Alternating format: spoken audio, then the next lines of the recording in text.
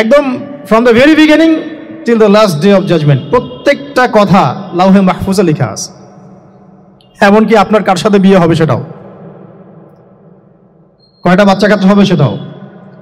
তাই এত অস্থির হওয়ার দরকার নাই, রিজিকে যা আছে আসবে ইনশাল্লাহ। লেখা যদি হয়ে থাকে আসবে না, আসবে ইনশাল্লাহ, সবর। তো এই জন্য মুমিনদেরকে বলা হয়েছে তোমরা কখনো হতাশ হবে না, কারণ তাকদীর লেখা হয়ে গেছে, হতাশ হওয়ার কোনো কারণ নাই। একটা প্রবণতা আমরা সমাজে দেখছি, ইয়াং জেনারেশনকে আমরা নসিহত করব যে ভুলেও নিজের জীবনকে বিসর্জন দিতে যাবেন না। আল্লাহ রাব্বুল আলামিন আপনাদেরকে সৃষ্টি করেছেন তার ইবাদত করার জন্য এবং তার জমিনে তার দিনটাকে প্রতিষ্ঠা করার জন্য। হেলায় খেলায় আপনার জীবনটা নষ্ট করবেন না, ঠিক আছে ভাই? আল্লাহ বোঝার তৌফিক দান করেন। তো কলম সৃষ্টি করার পরে কিয়ামত পর্যন্ত সব লেখা হয়ে গেছে। এখন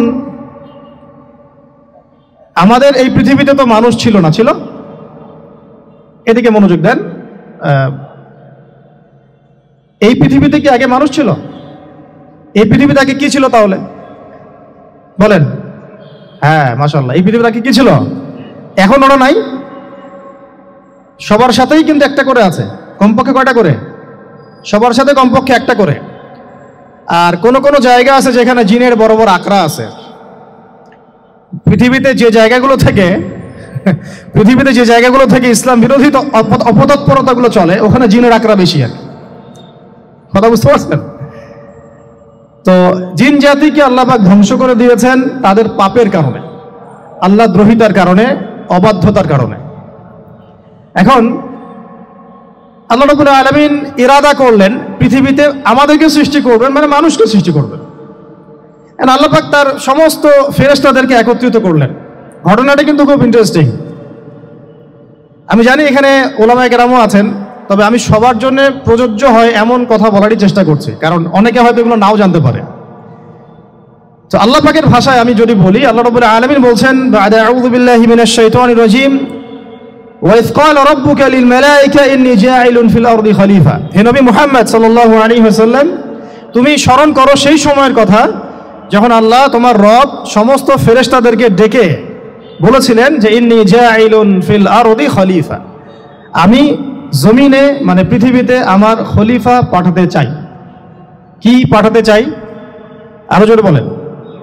আল্লাহ পাক বলেননি পৃথিবীতে মানুষ পাঠাতে চাই, পৃথিবীতে নতুন কোনো মাখলুক পাঠাতে চাই।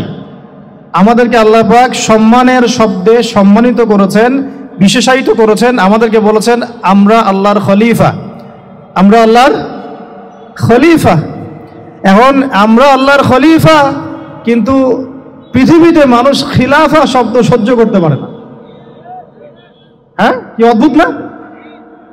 এটা কোরআনের কি শেষের দিকে আছে না প্রথম দিকে আছে? সূরা বাকারার একদম শুরুর দিকে 3টা 4টা 5টা পৃষ্ঠা উল্টালে দেখবেন এই একটা আছে। তো কোরআন তাহলে শুরু থেকে কখনো খুলেও দেখেনি সে ব্যক্তি, প্রমাণ হলো এটা, সে খুলেও দেখে না, অথবা দেখলেও সে এড়িয়ে গেছে। আল্লাহ পাক আমাদেরকে বললেন যে পৃথিবীতে আমি আমার খলিফা পাঠাতে চাই। তাহলে আদম আলাইহিস সালামকে আল্লাহ পাক মুহাব্বতের শব্দে, সম্মানের শব্দে বিশেষায়িত করলেন, কি বলে? সুবহানাল্লাহ, সুবহানাল্লাহ। আর খলিফা কাকে বলে এটা আমি আপনাদেরকে বোঝাচ্ছি একটা দোয়া থেকে, একটা দোয়া থেকে। এই যে গাড়িতে করে আমরা বাসা থেকে আসলাম বা যখন কোনো সফরে যাই, আমরা একটা দোয়া পড়ি, সুবহানাল্লাযী সাখখারা লানা হাযা ওয়া মা কুননা লাহু মুকরিনিন ওয়া ইন্না ইলা রাব্বিনা লামুনকালিবুন। এতটুকু তো পড়ি নাকি? বা এগুলো পড়তে হবে? বইমেলায় এসেছি শুধু লেকচার শোনার জন্য না, ছবি তোলার জন্য না। আজকে জীবনটা পরিবর্তন করার নিয়ত করে যাইতে হবে, ঠিক আছে ভাই? বই প্রকাশ করা, ছাপানো, বিক্রি করা, লেখা, এর চেয়ে বড় কথা আমার জীবনটা ইলমের আলোয় আলোকিত করা। আমি বই লিখলাম ধরেন একটা, আমার মধ্যে সেই আমল নাই, লাভ নাই। লাভ আছে? আমি বই ছাপাইছি 100, 200, 500, 1000, আমি নিজেই আমল করি না, হবে? আগে আমল জরুরি। ইলমের সাথে আমলটা খুব বেশি জরুরি। আলেম তাকেই বলা হয় যে ইলম অনুযায়ী আমল করে। তাহলে আল্লাহ পাক বলেন, লিমা তাকুলুনা মা লা তাফআলুন, তোমরা এমন কথা কেন বলো যে আমল নিজেরাই করো না? কাবুরা মাকতান ইনদাল্লাহ আন তাকুলু মা লা তাফআলুন, আল্লাহর কাছে সবচেয়ে গর্হিত একটা অপরাধ, তোমরা একটা কথা বলবা কিন্তু আমল করবা না। তো দোয়াটা মুখস্থ করবেন। এই দোয়ার নিচে একটা অংশ আছে, আল্লাহুম্মা আনতা সাহিবু ফিস সাফারি, আমার কথাটা শুনেন, খলিফার অর্থটা বুঝেন। অনেকে তো অনেকভাবে ব্যাখ্যা করে আর কি। আল্লাহুম্মা আনতা সাহিবু ফিস সাফারি, আল্লাহ তুমি এই সফরে আমার সাথী। সফরে বের হওয়ার সময় দোয়া পড়ছি আমরা, আল্লাহুম্মা আনতা সাহিবু ফিস সাফারি, আল্লাহ তুমি এই সফরে আমার সাথী। ওয়াল খলিফাতু ফিল আহলি ওয়া মালি, আল্লাহ আমি তো বাসায় নাই, আমার বাসার আহাল মালের খলিফা হচ্ছে তুমি আল্লাহ। তাহলে খলিফা শব্দ দিয়ে কি বুঝলেন? আল্লাহ আমার বাসার আহাল মালের খলিফা মানে কি? আমার স্থলাভিষিক্ত তুমি আল্লাহ, আমি ওখানে নাই বাসায়, আমি সফরে বের হয়ে গেছি, আমার স্ত্রী, আমার সন্তান, আমার মাল, আমার জান, এগুলোর দায়িত্ব তোমার, তুমি খলিফা। কত চমৎকার দোয়া। তাহলে পৃথিবীতে আমি আমার খলিফা পাঠাতে চাচ্ছি, তার অর্থ কি? আল্লাহ রাব্বুল আলামিন এই পৃথিবীতে আমাদেরকে তার প্রতিনিধি বানিয়েছেন। সুবহানাল্লাহ, সুবহানাল্লাহ। তাহলে আমরা নিজেদের আত্মপরিচয় ভুলে গেলাম যে আমরা আল্লাহর প্রতিনিধি পৃথিবীতে, তাই না? আমরা এখন আব্রাহাম লিঙ্কনের পূজা করতেছি। আব্রাহাম লিঙ্কনের পূজা তো বুঝেন না আপনারা, এটা হচ্ছে ওই যে সকল ডেমোক্রেসির পূজা আর কি। আল্লাহ পাক বলছেন ওয়াল্লামা আদামাল আসমাআ কুল্লাহা, আল্লাহ বলছেন আমি আদমকে এই মহাবিশ্বের যত নাম আছে, নাউন্স, ইসম, সব শিক্ষা দিয়েছি। সুবহানাল্লাহ। এই মহাবিশ্বের যত নাম, এখানে ইসম শব্দের অর্থ কিন্তু জ্ঞান। ইসম মানে কি? এখানে জ্ঞান। মহাবিশ্বের যে জ্ঞানগুলো আছে, এই জ্ঞানগুলো আল্লাহ পাক আমাদের আদি পিতাকে শিক্ষা দিয়েছেন। আমাদের আদি পিতাকে আল্লাহ নিজে শিক্ষা দিয়েছেন। সুবহানাল্লাহ। সৃষ্টিগতভাবে আমরা জ্ঞানী ছিলাম না, আল্লাহ পাক আমাদেরকে জ্ঞান শিক্ষা দিয়েছেন। আমরা ফিলোসফির বইগুলো খুললে দেখবেন ওখানে বুদ্ধিবাদ নামে একটা মতবাদ আছে। মানে তারা বলে যে মানুষ সৃষ্টিগতভাবেই একজন বুদ্ধিদীপ্ত প্রাণী। এটা ভুল কনসেপ্ট। সৃষ্টিগতভাবে আমাদের মধ্যে জ্ঞান ছিল না, আল্লাহ পাক আমাদেরকে জ্ঞান শিক্ষা দিয়েছেন। কথা বুঝতে পারছেন? একটা মতবাদ তাদের আছে অভিজ্ঞতাবাদ, মানে মানুষ অভিজ্ঞতা থেকেই শিখে। আরেকটা আছে সমন্বয় মতবাদ, আপনারা তো এগুলো অনেকে পড়েছেন হয়তো। এর বাইরে যে একটা মতবাদ আছে যে আল্লাহর পক্ষ থেকে ওহী ভিত্তিক মানুষ জ্ঞান শিখে, এই মতবাদ কোনো দার্শনিকের বইয়ে স্থান পেল না। কি আফসোস, কি আফসোস। অথচ মুসলিম ঘরের দার্শনিক তারা। আমরাও পড়েছি ভাই 4 বছর, এই কারণে গেলেই। কি আফসোস, আল্লাহ পাকের ওহীর পক্ষ থেকে যে জ্ঞান আসতে পারে এইটা কনসেপ্টই নাই। অথচ এখানে কোরআনে আল্লাহ পাক বলছেন ওয়াল্লামা আদামাল আসমাআ কুল্লাহা, আমি আল্লাহ আদমকে সমস্ত নাম শিক্ষা দিয়েছি। সুবহানাল্লাহ। এরপরে এই যে জ্ঞান আদম আলাইহিস সালামকে আল্লাহ পাক শিক্ষা দিলেন, এর ফলশ্রুতিতেই আল্লাহ পাক বললেন যে ওয়াইজ কুলনা লিল মালাইকা উসজুদু লি আদম, হে ফেরেশতারা তোমরা এখন আদমকে সিজদা করো। কি ফেরেশতাদেরকে দিয়ে আল্লাহ পাক আমাদের পিতাকে সিজদা করালেন কিসের মানদণ্ডে? কিসের কারণে? জ্ঞানের কারণে। জ্ঞানের কারণে ফেরেশতাদেরকে আল্লাহ পাক বললেন যে এই নামগুলো বলে দাও তো তোমরা। তারা বলতে পারলো না, তারা বললো লা ইলম আল্লাহুম্মা লা ইলমা লানা ইল্লা মা আল্লামতানা, আল্লাহ আমাদের তো সেই জ্ঞান নাই, শুধু ওইটুকু জ্ঞান আছে যা আপনি আমাদেরকে শিখিয়েছেন। তখন আল্লাহ পাক বলেছিলেন যে আমি যা জানি তোমরা তা জানো না, আমি কি বলি নাই যে আমি আসমান জমিনের গায়েবের সব খবর জানি? তখন আল্লাহ বললেন যে তোমরা সবাই সিজদা করো আদমকে। তাহলে আমাদের পিতাকে খলিফা করা হলো, জ্ঞান শেখানো হলো, আল্লাহ পাক নিজে শেখালেন, ফেরেশতার মণ্ডলীদের দিয়ে সিজদা পর্যন্ত করালেন। কিসের মানদণ্ডে? আরো আসতে বলেন। জ্ঞানের মানদণ্ডে। এখন যদি আমরা একটু প্রশ্ন ছুড়ে দেই নিজ নিজ বিবেকে, আমরা কি সেই ওহীর 10টা সূরাও শিখেছি? 10টা পারা কি পড়া হয়েছে কখনো? 10টা সূরারও কি অর্থ জানি? অনেকে তো 10টা আয়াতের অর্থ জানি না। আমরা কি সেই ওহীর 10টা হাদিস শিখেছি? তাহলে আমরা কোথায় সম্মান খুঁজতেছি? পশ্চিমাদের কাছে? বলেন। সত্যি সবচেয়ে আফসোস লাগে আমার একটা জিনিস, যে মুসলিমরা আমরা এখন আমাদের আত্মপরিচয় ভুলে যাচ্ছি, আর আল্লাহ পাক আমাদেরকে যেখানে সম্মান রেখেছেন ওইখানে সম্মান না খুঁজে আমরা অন্যের দাসত্বের সম্মান খুঁজতেছি। আল্লাহ আমাদেরকে বোঝার তৌফিক দান করে। এটা অজ্ঞতার কারণে হচ্ছে। আমাদের কাজ তাদেরকে সচেতন করা বা তাদেরকে মেসেজ পৌঁছে দেয়া। আমরা উগ্র পন্থা অবলম্বন করব না, আমরা হিকমার সাথে প্রজ্ঞার সাথে মানুষকে বোঝানোর চেষ্টা করব। এগুলো বোঝানোর অংশ। এখন আচ্ছা, আরেকটা কথা আপনাদেরকে বলি, একটা কথা মাঝখানে মিস হয়ে গেছে। এই যে আল্লাহ পাক আমাদেরকে খলিফা করে পাঠিয়েছেন, খলিফার কাজ কি? প্রশ্ন না? আমাদের কাজ কি তাহলে? এই কাজটা আল্লাহ পাক আবার ব্যাখ্যা করেছেন সূরা সদের মধ্যে। কোন সূরায়? সূরা সদ। সদ নামে একটা সূরা আছে। সূরা ইয়াসিনের আগে পরে পাবেন। তো এখানে আল্লাহ পাক আরো একজন নবীকে তার খলিফা বলেছেন, সেই নবীর নাম দাউদ আলাইহিস সালাম। কি নাম? আর দাউদ আলাইহিস সালাম কিন্তু এই জেরুজালেম থেকে, যেখানে এখন ওই জায়নিস্টরা বোম্বিং করে আর কি, নিরীহ মুসলিমদেরকে হত্যা করে বিগত 70 বছর থেকে, ওই জেরুজালেম থেকে কিন্তু দাউদ আলাইহিস সালাম বিশ্ব শাসন করেছিলেন। তার পরবর্তীতে তার সন্তান সুলাইমান আলাইহিস সালামও কিন্তু ওখান থেকেই বিশ্ব শাসন করেছিলেন। আর এখনকার বনু ইসরাইল দাবিদার এই জায়নিস্টরা, তারাও কিন্তু ওই ফিকিরই করছে, ওখান থেকে তারা বিশ্ব শাসন করতে চায় এবং তারা মনে করে তাদের একজন মাসিহ আসবে, সেই মাসিহ আসলে তারা বিশ্ব শাসন করবে। আমরা সেই মাসিহের নাম জানি মাসিহুদ দাজ্জাল। কি নাম? এই দাজ্জালকে ওরা ওদের সত্য মাসিহ মনে করে, আমরা জানি হচ্ছে মিথ্যা ভণ্ড প্রতারক মাসিহ, অথচ ওরা মনে করে এটা হচ্ছে সত্য মাসিহ। এই জায়গায় তারা ধোঁকা খাচ্ছে। অথচ সত্য মাসিহ হচ্ছেন ঈসা আলাইহিস সালাম, যিনি আবার শেষ জামানায় আসবেন এবং তার হাতেই এই মাসিহুদ দাজ্জাল মারা যাবে এবং তারপরে পুরো বিশ্বে আবার ওই খিলাফা কায়েম হবে, ওই যে খলিফা, ওটা সারা বিশ্বে কায়েম হবে। এই টাউন হলও বাদ যাবে না ইনশাআল্লাহ। এটা মানুষ মানতে চাচ্ছে না, কিন্তু মানুষ না মানলে কি, আল্লাহ পাকের নকশায় সব আঁকা আছে কখন কি হবে। কে কে কল্পনা করেছিল যে আজকে আপনারা বসে এখানে দিনের আলোচনা করবেন? হ্যাঁ, কল্পনা করা যায় তো? যে শব্দগুলো আপনারা বলছেন এগুলো বললেই তো নাই, গায়েব। তো এখন বলছেন, কেউ কি কল্পনা করেছিল যে হঠাৎ করে এমন একটা সময় চলে আসতে পারে? কেউ কিন্তু কল্পনা করেনি, আল্লাহ পাকের নকশায় ছিল। এখানে আমাদের একটা আফসোসের কথা, এখানে মাস্টারমাইন্ড আল্লাহ রাব্বুল আলামিন। প্রকৃত মাস্টারমাইন্ড কে? আমরা ক্রেডিট নেওয়ার প্রতিযোগিতায় ব্যস্ত হয়ে আছি এখন, কার কত ক্রেডিট নেওয়া যায়। এখানে একক ক্রেডিট পাওয়ার যোগ্য কেউ না, সমস্ত ক্রেডিট কার? আল্লাহ রাব্বুল আলামিন। এটা আল্লাহর সাথে গাদ্দারি করতে যায় না, তাহলে ভুলে যান। কারণ আমি বারবার বলেছি আপনাদেরকে, কোরআন থেকে একটা শিক্ষা আমরা শিখেছি, একটা কওম যখন মাজলুম থাকে, দুর্বল মাজলুম জুলুমের শিকার হচ্ছে, আল্লাহ পাক সেই কওমটাকে বাঁচান, কোনো না কোনো একজন ত্রাণকর্তাকে পাঠান, কোনো একটা সূরতে আল্লাহ পাক সেই কওমকে বাঁচায় দেন। আবার যদি এই নিয়ামতটা পাওয়ার পরে ওই কওম আবার এই জুলুম শুরু করে, আবার আল্লাহ দ্রোহিতা শুরু করে, আল্লাহ পাক তার চেয়ে বড় জালেম চাপাই দিবে।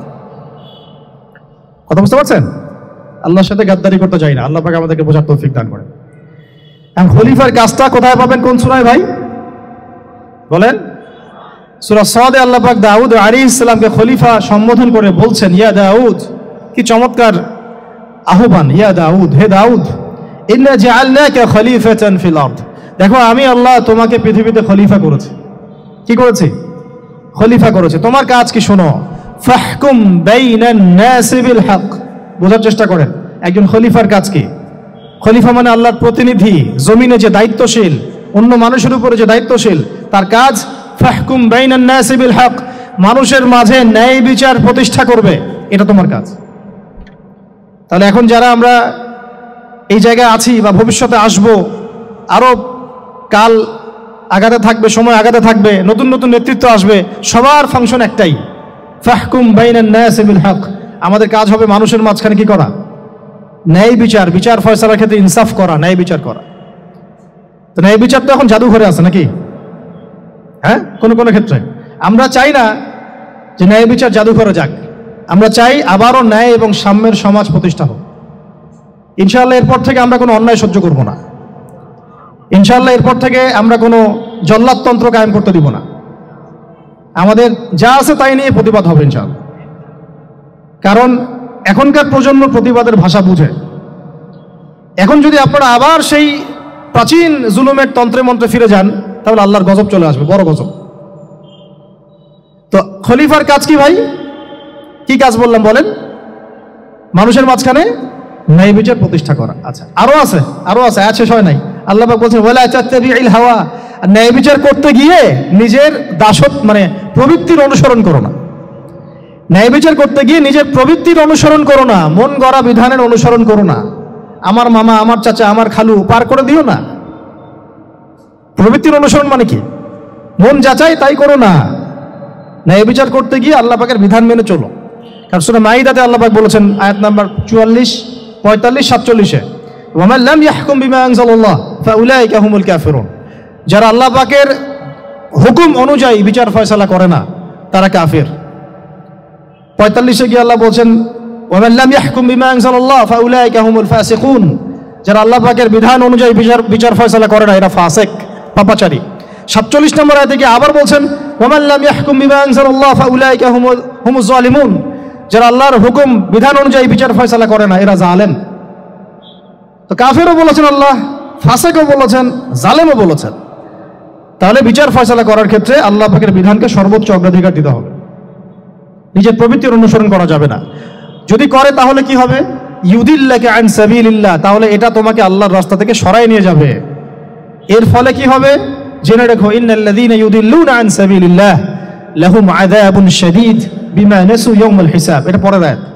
নিশ্চয়ই যারা আল্লাহ পাকের সরল পথ থেকে বিচ্যুত হয়ে গেছে তাদের জন্য কাল কিয়ামতের মাঠে আছে আযাবুন শাদীদ। আযাবুন শাদীদ মানে কঠিন কঠিন যন্ত্রণাদায়ক শাস্তি, এই কারণে যে তারা কিয়ামতের দিনটাকে ভুলে গিয়েছে।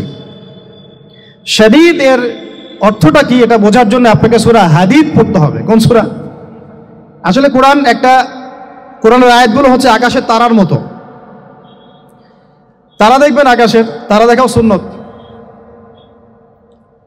ইসলাম তো রসকসহীন ধর্ম না রে ভাই, সবকিছুই আছে এখানে। আসলে আমরা জানি না বলে আমরা মনে করি যে এখানে কোনো বিনোদনই নাই, তাই না?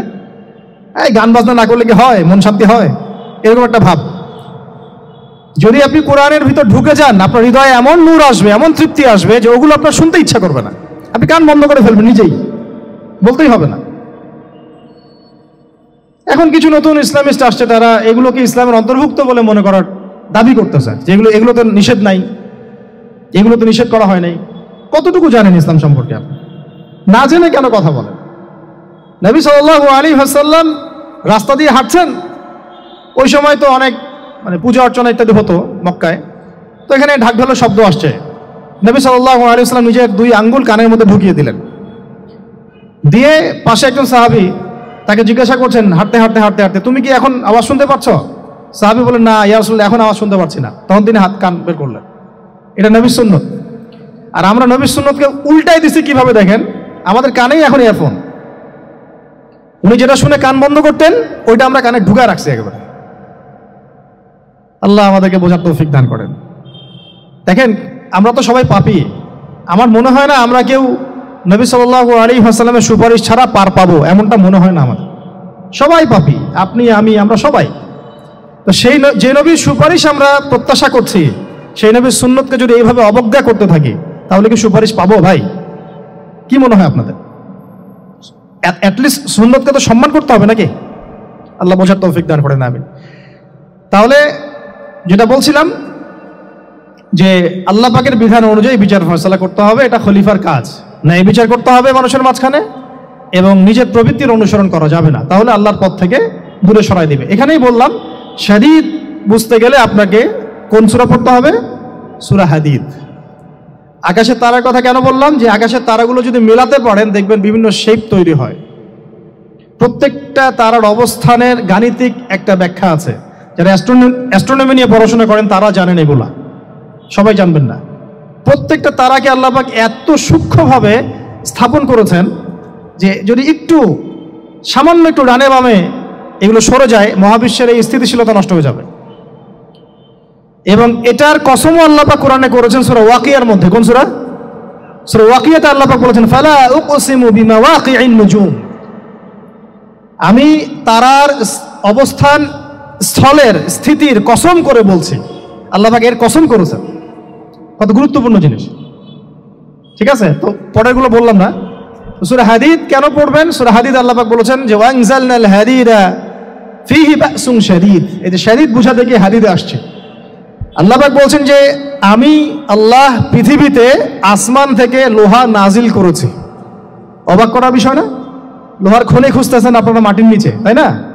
আল্লাহ পাক বলছেন আমি লোহা নাজিল করেছি। আনজালনা, ঠিক যেমন ইন্না আনজালনাহু ফি লাইলাতুল কদর, আমি লাইলাতুল কদরে কোরআন নাজিল করেছি, আসমান থেকে নাজিল হয়েছে, তাই না? এরকমই ওয়ানজালনাল হাদীদা, আমি হাদীদ লোহা নাজিল করেছি। ফীহি বাসুন শাদীদ, যে লোহার মধ্যে আছে কঠিন শক্তি আছে না?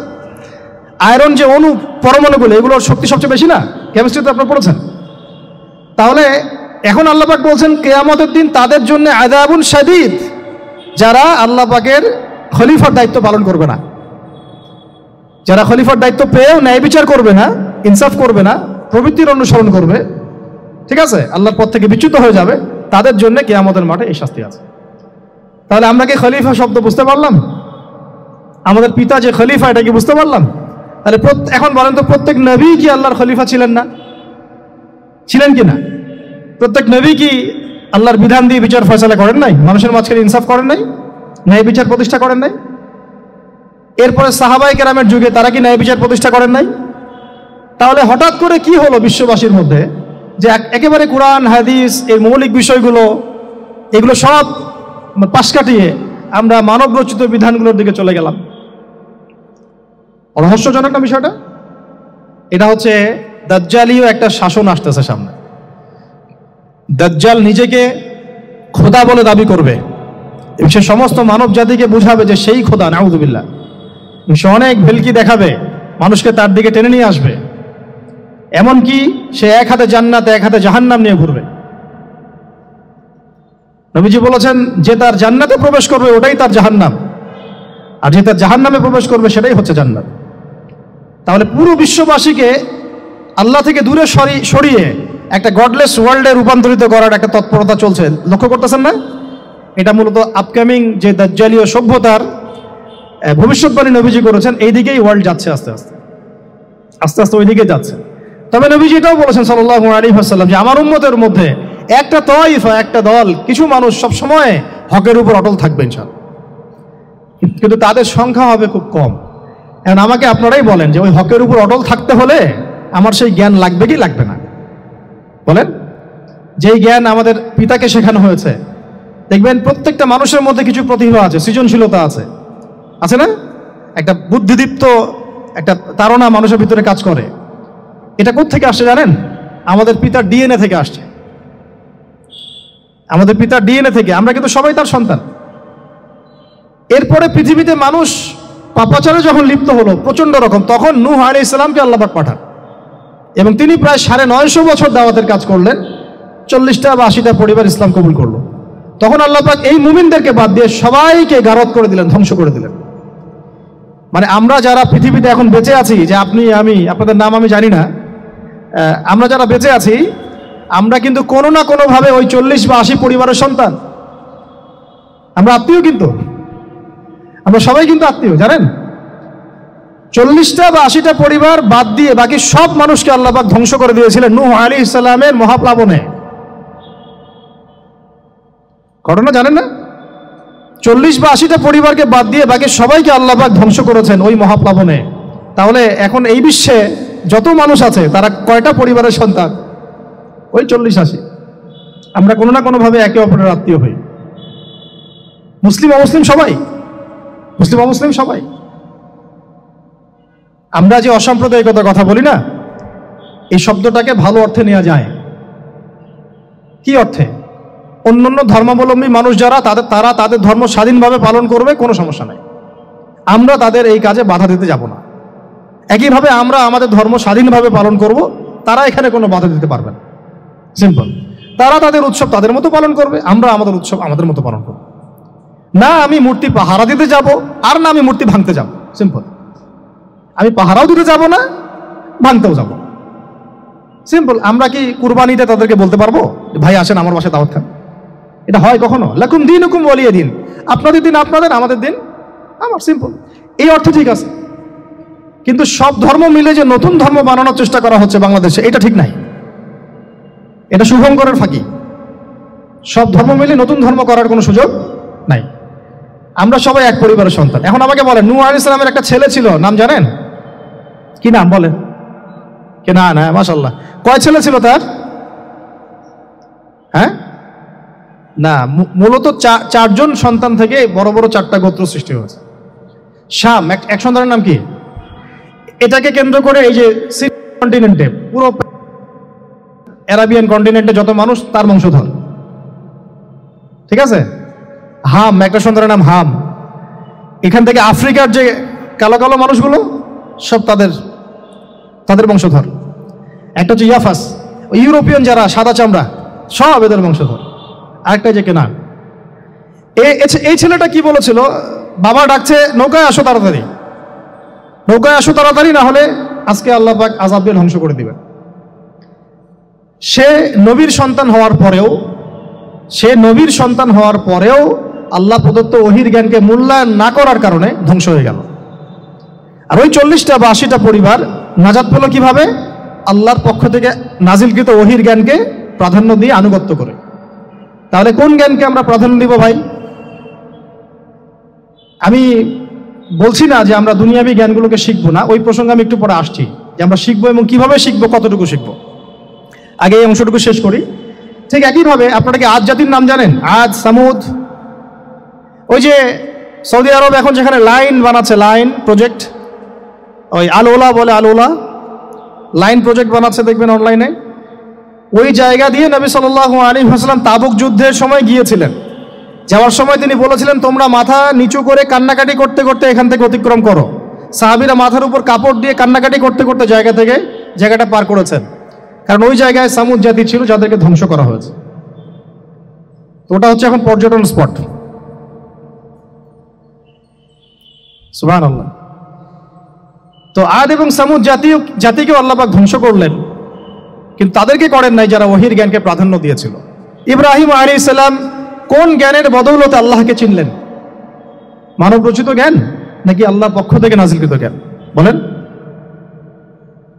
মূসা আলাইহিস সালাম কোন জ্ঞানের বদৌলতে ফিরআউনের মতো এই যে কি বলবো প্রতাপশালী একজন শাসকের সামনে দাঁড়িয়ে বুক ফুলিয়ে ইসলামের দাওয়াত দিলেন? কোন জ্ঞানের আলোকে?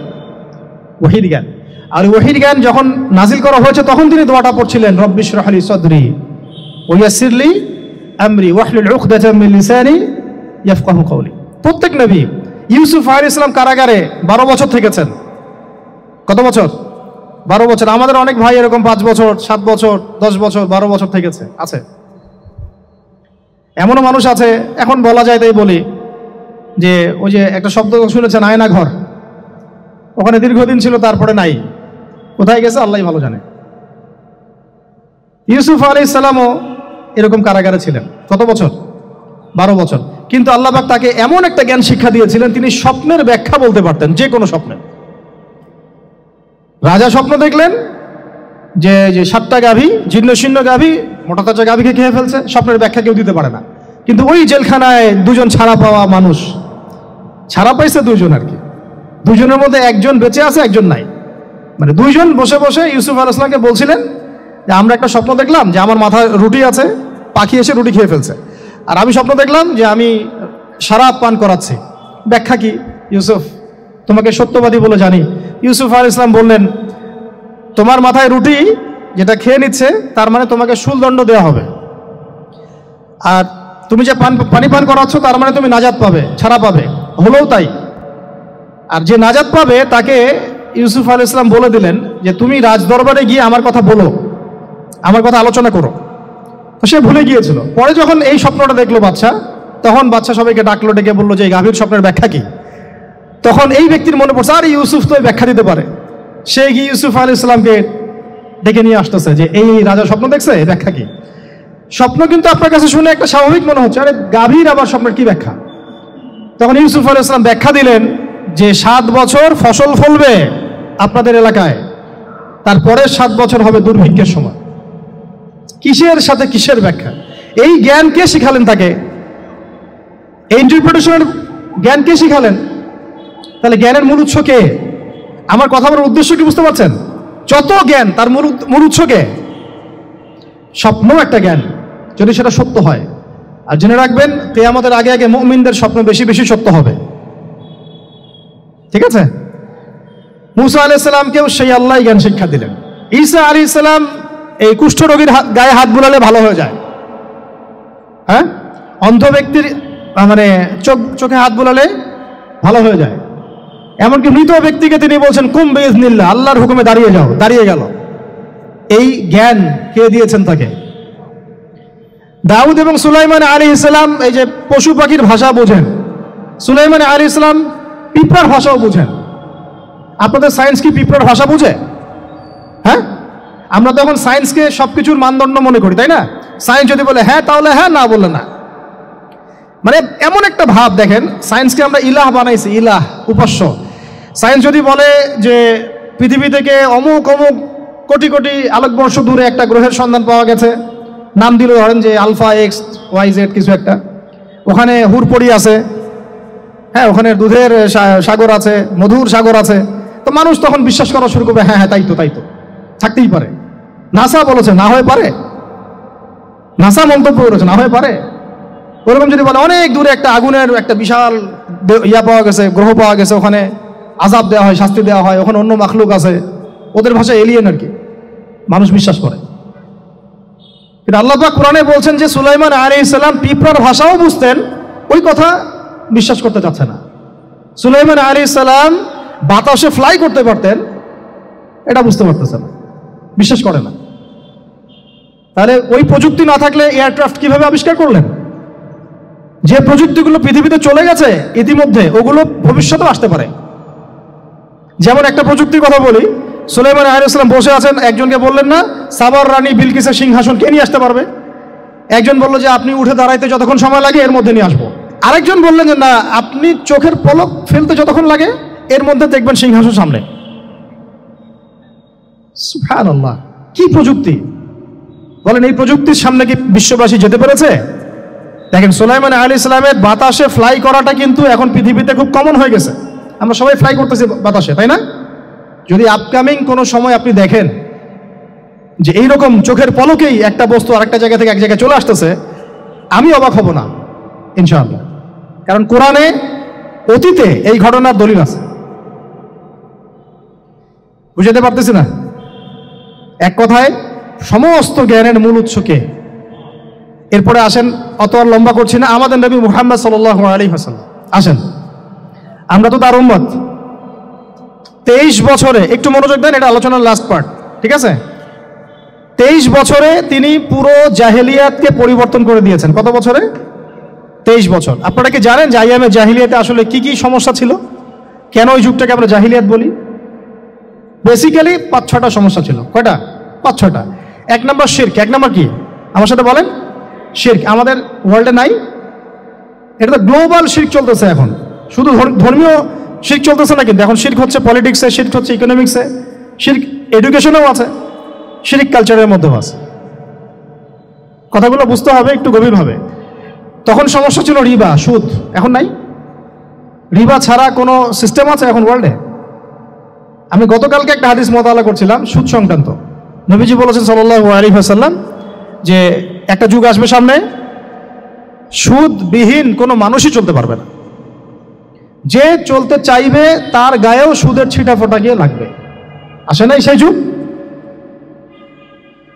সুবহানাল্লাহ, কিভাবে তিনি এত স্পেসিফিকলি কথাগুলো বলতে পারেন? নিশ্চয়ই তিনি এমন একজন সত্তার কাছ থেকে জ্ঞান পেয়েছেন যিনি সব জানেন, অতীত বর্তমান ভবিষ্যৎ, তাই না? এমনকি নবীজি বলেছেন ইমামুল মাহদির সময় যে 10 জন ঘোড়সাওয়ার বের হবে এবং তারা গিয়ে খোঁজ নিতে যাবে যে দাজ্জাল বের হয়েছে কিনা, নবীজি বলছেন আমি সেই 10 জনের নামও জানি, তাদের বাবার নামও জানি। সুবহানাল্লাহ, সুবহানাল্লাহ। কিয়ামতের মাঠে আলী রাদিয়াল্লাহু আনহু, আবু বকর রাদিয়াল্লাহু আনহু, ওমর, ওসমান রাদিয়াল্লাহু আনহুম আজমাইন, তাদের হিসাবটা কেমন হবে ওইটাও নবী সাল্লাল্লাহু আলাইহি ওয়াসাল্লাম আগেই বলে দিয়েছেন।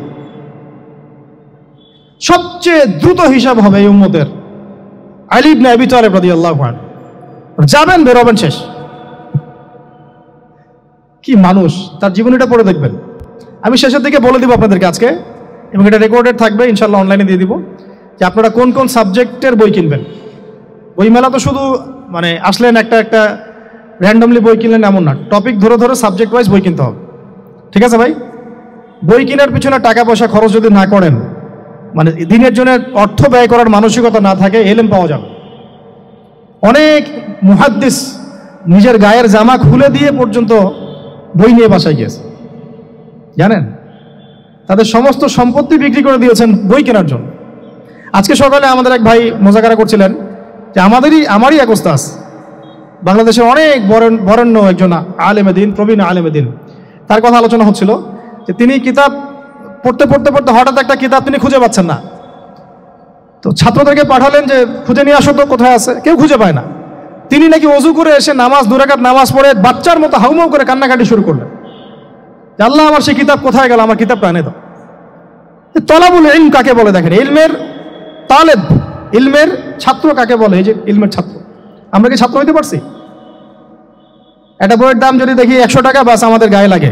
100 টাকা দিয়ে তো আপনার গার্লফ্রেন্ডকে নিয়ে বসতে গায়ে লাগে না, বসলে তো 500 টাকা চলে যায়।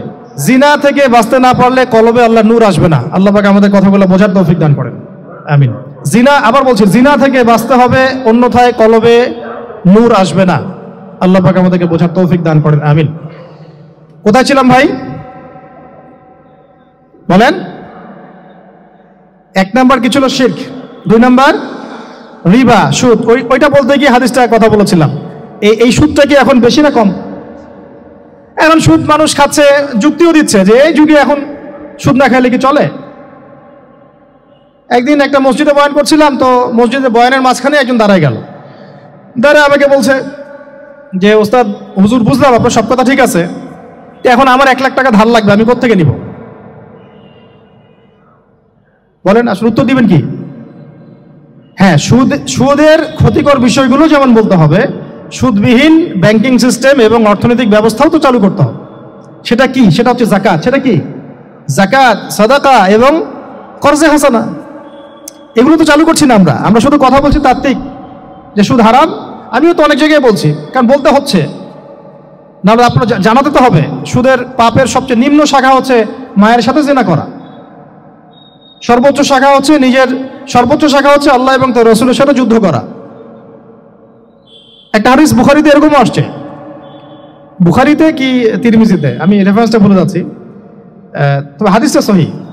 নবী সাল্লাল্লাহু আলাইহি ওয়াসাল্লাম বলেছেন, যে ব্যক্তি 1 দিরহাম সুদ খায় সে যেন 36 বার জিনা করল। আর আপনারা তো জানেন, এটা আমার বলার দরকার নাই, 4 শ্রেণীর মানুষকে নবীজি অভিশাপ দিয়েছেন, যে নিজে খায়, তারপরে যে সুদ দেয়, যে লিখে রাখে, যে সাক্ষী থাকে। তা আমি বলতে যাচ্ছি, আইয়ামে জাহিলিয়াতে এই সুদটা ছিল, আমাদের এই বর্তমান ওয়ার্ল্ড অ্যাফেয়ার্সে নাই। বাংলাদেশ একটা কান্ট্রি হিসেবে চিন্তা করবেন না, আপনি গ্লোবালি চিন্তা করবেন, কারণ এখন একটা দেশ স্বতন্ত্রভাবে চলতে পারে না। ওয়ার্ল্ড ব্যাংকের সাথে আপনাকে ডিল করতে হবে, IMF এর সাথে। আমি যদি প্রেসিডেন্ট হই তা আমাকে করতে হবে, আপনি হলে আপনাকেও করতে হবে। তো কথা বলে তো শুধু কথা বলে লাভ নাই, আপনার বিকল্পটা কি? আসলে বিকল্প ব্যবস্থাটা কি? এটা তো মূল কথা। ইকোনমিক্স নিয়ে কতগুলো কিতাব আছে এখানে, ইসলামিক ইকোনমিক্স নিয়ে আমরা কতগুলো কিতাব ছাপাইছি, বর্তমান ওয়ার্ল্ড অ্যাফেয়ার্স নিয়ে আমরা কতগুলো কিতাব ছাপাইছি। নবী সাল্লাল্লাহু আলাইহি ওয়াসাল্লাম বলেছেন, শেষ জামানা সবচাইতে আমার উম্মতের উপর ভয়াবহ ফিতনা হচ্ছে, কি নাম বলেন? এখন আপনি আমাকে মাদ্রাসার পুরো সিলেবাসে কন্টেন্ট ফ্যাকাল্টি দেখেন, আছে কয়টা কিতাব আছে? সবচেয়ে ভয়াবহ ফিতনা, নবীর মুখে, নিজের মুখে বলা, সবচেয়ে ভয়াবহ। এর চেয়ে ভয়াবহ কোনো ফিতনা আসে নাই, আসবেও না। তো এখন আপনি আমাকে বলেন যে এই ফিতনা সংক্রান্ত কতগুলো কিতাব আপনার কাছে আছে বাসায়, বলেন। তাহলে গ্যাপস আছে না আমাদের মধ্যে? গ্যাপস ফিল আপ করতে হবে। কথাগুলো বলার উদ্দেশ্য হচ্ছে গ্যাপসটা ফিল আপ করা। তো এই রিবার সমস্যাটা এখনো আছে। আল্লাহ পাক আমাদেরকে রিবা মুক্ত জিন্দেগি দান করেন, আমিন। এবং আমি রিকোয়েস্ট করব বিনয়ের সাথে যে আমাদের ঊর্ধ্বতন কর্তৃপক্ষ যারা আছেন, শুধু একটা কাজ করেন না, একটা কাজ 1টা বছর করেই দেখেন না কি হয়। প্রত্যেকটা মুসলিম, অমুসলিমদের কথা বলছে না, যেহেতু এটা খিলাফা স্টেট না, সেহেতু অমুসলিমরা এখানে জিজিয়া দিবে না। খিলাফা স্টেটে অমুসলিমরা জিজিয়া দেয়, এটা তো খিলাফা স্টেট না, এটা তো ডেমোক্রেটিক স্টেট এবং সেকুলার স্টেট। শুধু মুসলিমদের কাছ থেকে যাদের নিসাব পরিমাণ সম্পদ হয়েছে জাকাত দেয়ার, সবার কাছ থেকে রাষ্ট্রীয়ভাবে বাধ্যতামূলক জাকাত নেন, দেখেন না অর্থনীতি সচল হয় না। 1টা বছর নিয়ে দেখেন না কি হয়। কেউ এই উদ্যোগ গ্রহণ করতে পারতেছে না। কেন হচ্ছে না আমরা বুঝতে পারতেছি না। কর্জে হাসানার এনজিও চালু করা যায়। আমরা অনেক সংগঠন করছি, সোশ্যাল, অরাজনৈতিক ইত্যাদি রাজনৈতিক। আমরা ইকোনমিক এনজিও খুব একটা করতে পারছি না। কিন্তু এই জায়গাগুলো দখল করে ফেলছে, দেখেন কারা কারা, নাম বলতে যাচ্ছি না। এবং যারা দখল করছে তারা কিন্তু এখন রাষ্ট্রের অনেক বড় বড় জায়গায় হস্তক্ষেপ করতেছে। ইভেন ট্রান্সজেন্ডারের মধ্যে ইস্যু কিন্তু তারা ঢুকাই দিচ্ছে ভিতরে, ঢুকায় নাই? উত্তরবঙ্গ জুড়ে, পুরো উত্তরবঙ্গে ঘুরে আসেন, দেখেন কাদের তৎপরতা বেশি। নীলফামারীতে সফর করে দেখলাম যে ওখানে একটা গ্রামের মধ্যে 24টা এনজিও কাজ করতেছে, সুদী সব। তারপরে মানুষ তামাক চাষ করে খাচ্ছে, একটা দল দাবি করতেছে নবী সাল্লাল্লাহু আলাইহি ওয়াসাল্লাম ছাড়াও আরও নাকি নবী আসতে পারে, নাউযুবিল্লাহ, এবং ওই যে মির্জা গোলাম আহমেদও তাদের অন্তর্ভুক্ত। মানুষ ওই দলের নাম লেখাচ্ছে চাকরির জন্য, ব্যবসা করতেছে তারা দেশের মধ্যে। তাহলে ভাই শুধুমাত্র তাত্ত্বিক কথাবার্তা না, আমাদের সংগ্রামটা কিন্তু বহুমুখী। শুধু ইলম অর্জন তো একটা বেসিক জিনিস, এই বেসিকটাই এখনো হচ্ছে না আমাদের।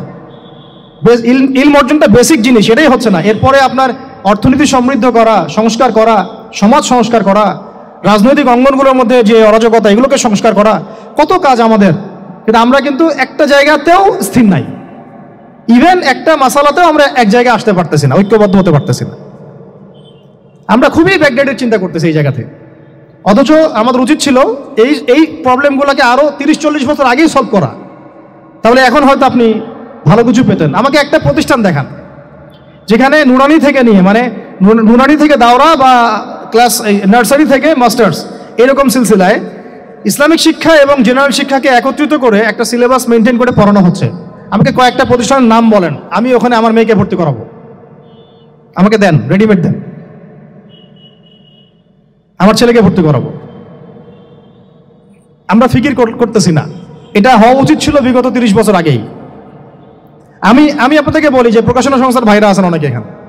ধরেন আমাদের রংপুরের কোনো ভাই আপনাদেরকে পুরো 1 বিঘা জমি দিল, বা ধরেন 5 বিঘা জমি দিয়ে দিল, ঠিক আছে? আর আমরা সবাই মিলে দেশবাসীর কাছ থেকে টাকা কালেক্ট করে একটা কনস্ট্রাকশন দাঁড় করে প্রতিষ্ঠান দাঁড় করালাম, একেবারে অনার্স, মানে নুরানি থেকে নিয়ে, মানে প্লে গ্রুপ থেকে নিয়ে মাস্টার্স, এরকম ফ্যাকাল্টি আর কি করলাম। এখন ভাই আপনারা যারা বই প্রকাশ করতেছেন, আমাকে কি আপনারা বই দিতে পারবেন? প্রত্যেকটা ক্লাসে আমি কোন কোন বই পড়াবো পারবেন? আমাকে কি সিলেবাস দিতে পারবেন? কথা বলেন। প্লে গ্রুপে কোন কোন বই পড়াবো আমাকে দেন, নার্সারিতে দেন, STD 1-এ দেন, 2-তে দেন, 3-তে দেন, 5-এ দেন, এভাবে আপনি আমাকে ক্লাস 10 পর্যন্ত দেন। তারপরে কি আপনি আমাকে অনার্স, মাস্টার্স, এই ফ্যাকাল্টিগুলো আলাদা আলাদা, এগুলো কি ইউনিভার্সিটি আদলে আপনি কি আমাকে সাজা দিতে পারবেন? আমরা জায়গা দিব, টাকা দিব, প্রতিষ্ঠান করে দিব। প্রকাশনা সংস্থা থেকে কি আমরা এতটুকু পেতে পারি? এবং এমন আলেমের প্রোডাক্ট, যে আলেমরা সারা ওয়ার্ল্ডকে ডিল করতে পারে, মানে ইন্টারন্যাশনাল স্কলার। এখান থেকে যাবে ইউকেতে গিয়ে দাওয়াতি কাজ করে আসবে, অস্ট্রেলিয়ায় গিয়ে দাওয়াতি কাজ করে আসবে, মালয়েশিয়ায় গিয়ে দাওয়াতি কাজ করে আসবে, আন্তর্জাতিক মানের আলেম। আমরা কি জেনারেল শিক্ষিত ব্যাকগ্রাউন্ড থেকে তৈরি করতে পারবো? পারছি কি? আর আপনারা আমাকে বলেন তো ভাই, যে কত % মানুষ জেনারেল শিক্ষিত আর কত % মানুষ মাদ্রাসা শিক্ষিত? কাদের পরিসংখ্যানটা বেশি? তারা কি, তাদের কোনো অবদান রাখার কোনো সুযোগ নাই? এখন যদি এই ক্লাসিক্যাল পড়াশোনা না হয়, ইলমের এই গভীরতায় না যায়, এবং বড় বড় ওলামায়ে কেরামদের সোহবতে তারা না আসে, তাহলে কিভাবে তারা বিশুদ্ধ ইসলাম শিখবে আর প্রচার করবে আর প্রতিষ্ঠা করবে? তো প্রশ্ন কিছু করে গেলাম। আজকে প্রশ্নগুলো রেখে যাচ্ছে এই কারণে যে এগুলো নিয়ে আপনারা ভাববেন, যে আপনারা আমাকে একটা ইসলামিক ইউনিভার্সিটি করার মতো বইপত্র আমাকে বানায় দেন না। দায়িত্ব নেন কেউ, আপনারা সবাই মিলে দায়িত্ব নেন। আমি এখানে একটা স্কুল আছে আমাদের ছোট্ট, তোহাজিন নুরাইন ইসলামিক স্কুল। এই স্কুল আমরা করেছি প্লে, নার্সারি, কেজি 1, 2, 3, 4, 5 এতটুকু, ট্রাইলিঙ্গুয়াল, মানে Bangla medium, English version, medium না, ইংলিশ ভার্সন আর অ্যারাবিক। এই সিলেবাসটুকু করতে, এই 8টা ক্লাসের সিলেবাস করতে আমাকে 7 দিন 8 দিন একেবারে বাংলা বাজার ঘাটাঘাটি করে, আমরা আগে তো ইংলিশ মিডিয়ামে পড়াশোনা করতাম, ওই অক্সফোর্ডের বই ঘাটাঘাটি করো, ব্রিটিশ কাউন্সিলের বই ঘাটাঘাটি করো, তারপরে ওদের ম্যাথামেটিক্স, ওদের সায়েন্স, আবার এই মাদ্রাসার অ্যারাবিক, আবার এই সরকারি কারিকুলামের বই, এগুলো ঘাটতে ঘাটতে ঘাটতে একটা সিলেবাস আমরা দাঁড় করাতে পারছি। মাত্র 5টা ক্লাস পড়তে পারবে। এরপরে এটা করতে গিয়ে যে দেখলাম যে আসলে এগুলোর যে এত ঘাটতি আছে বাজারে, রেডিমেড কোনো প্রোডাক্ট এগুলোর নাই। ঘুরে ফিরে কি সেই আমরা একই জিনিসই চর্চা করতে থাকবো, নাকি আমরা একটু বহির্বিশ্বে যেভাবে দিন প্রচার হচ্ছে এই মান দিতে পারি? এটা আমাদের উচিত না করার কাজটা? হ্যাঁ, এটা তো আমাদের হাতে রাষ্ট্রীয় ক্ষমতা নাই, থাকলে না হয় উপরের লেভেল থেকে এগুলো করা যায় খুব সহজ।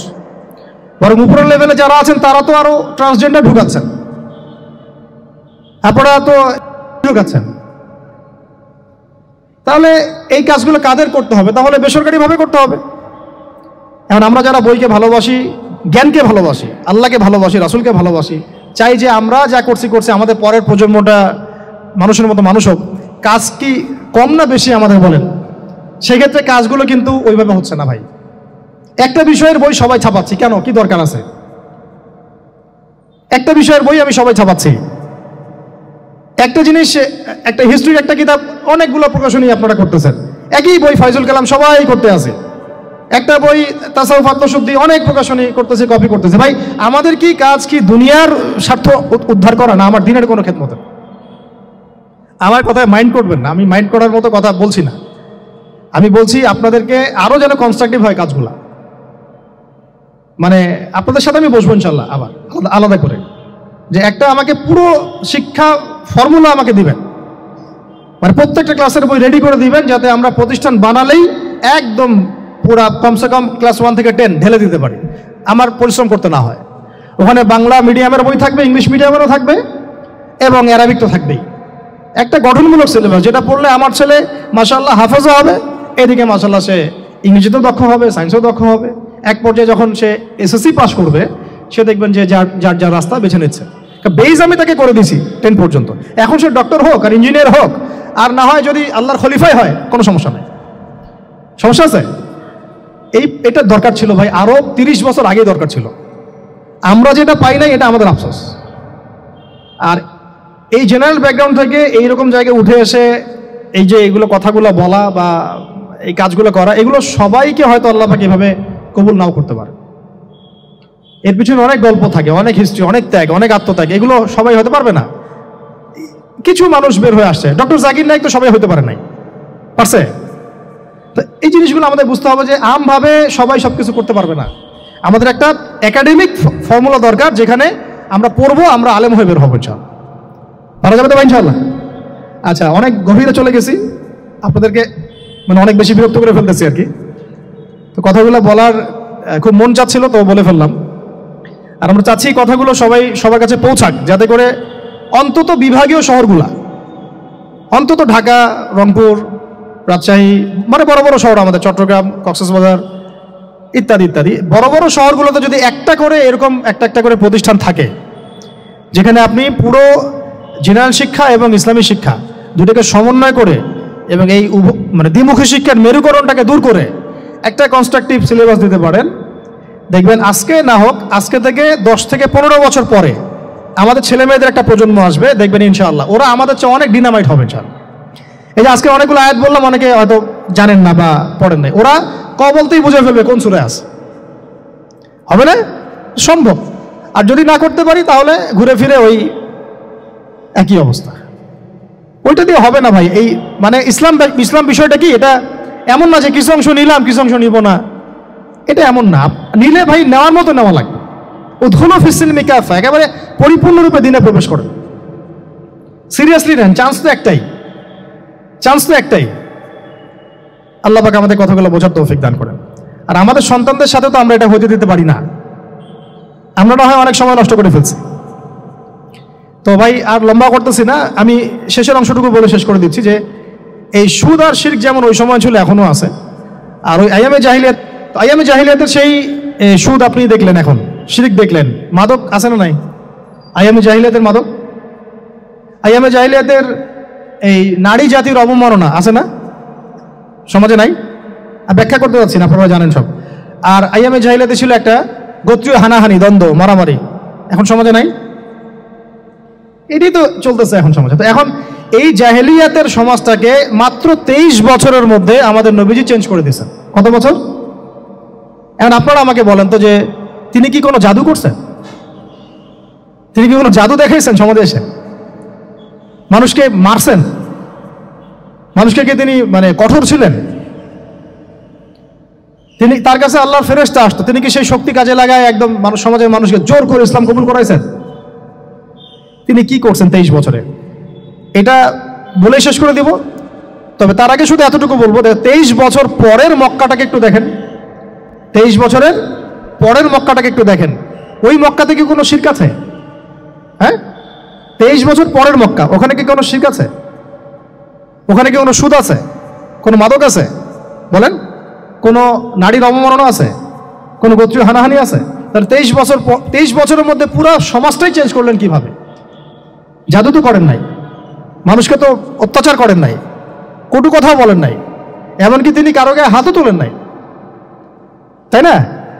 একটা কাজই তিনি করেছেন, সেটা হলো এই যে কোরআন এবং সুন্নাহর যে জ্ঞান, এই ওহীর জ্ঞানটাকে তিনি সবার মাঝখানে ছড়াই দিয়েছেন, এই তো কাজ।